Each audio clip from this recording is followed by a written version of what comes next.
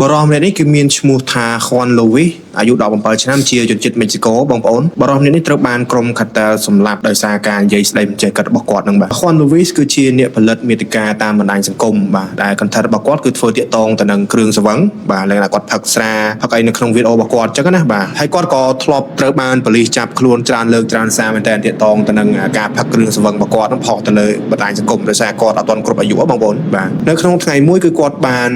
ធ្វើការ live បន្តផ្ទាល់តែគាត់ live បងប្អូន live នៅលើបណ្ដាញសង្គមរបស់គាត់កំឡុងពេលហ្នឹងគឺគាត់ផឹកស្វឹងមែនតើអួបនួមែនតើហើយឃើញនៅក្នុងវីដេអូដែលបង្ហាញគឺគាត់ដូចជាកាន់ស្រាផងឯងផងពេលហ្នឹងគាត់បាននិយាយពាក្យដែលគាត់មិនគួរនឹងនិយាយព្រោះពាក្យទាំងអស់នេះធ្វើឲ្យគាត់បាត់បង់អាយុជីវិតគាត់បានធ្វើការនិយាយលក់លើយទៅកាន់ក្រុម Cartel ក្រុម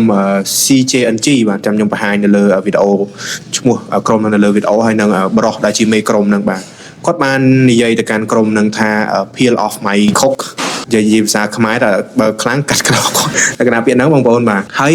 Elman Chon គឺជាបរិសមេក្រុមដែល Juan Luis ហ្នឹងគាត់និយាយឌឺដងទៅបងប្អូនហើយប្រហែលជារយៈពេលប្រហែលសប្តាហ៍កន្លងមកក៏